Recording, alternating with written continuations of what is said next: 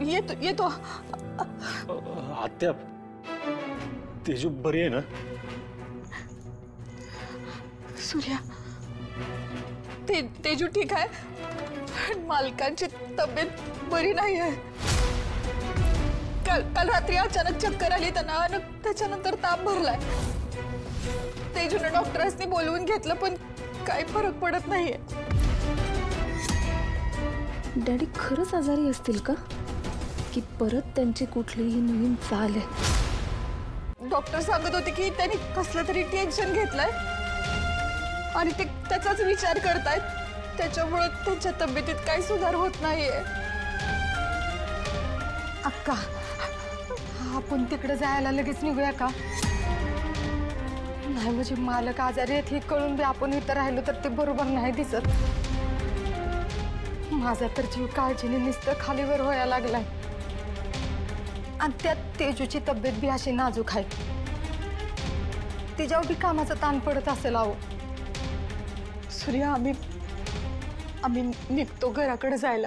हे बघा, डॅडी इथे येऊन तुमची माफी मागून तुम्हाला मानानं नेत नाहीत ना, तोपर्यंत मी तुम्हाला कुठंच नाही पाठवणार.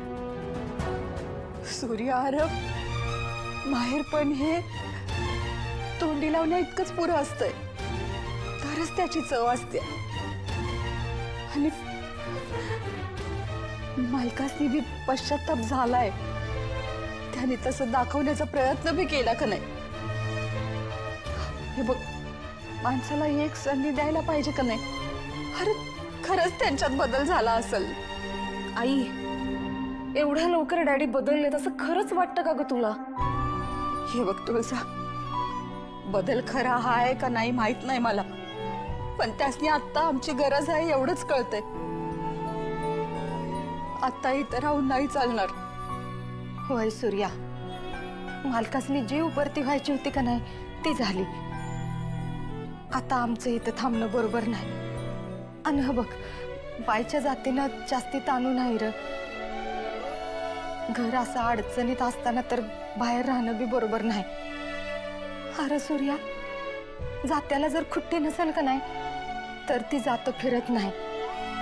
तसंच नवरा बायकोचं बी आहे र. नवरा बायकोला एकामेकाशिवाय अर्थ नाही.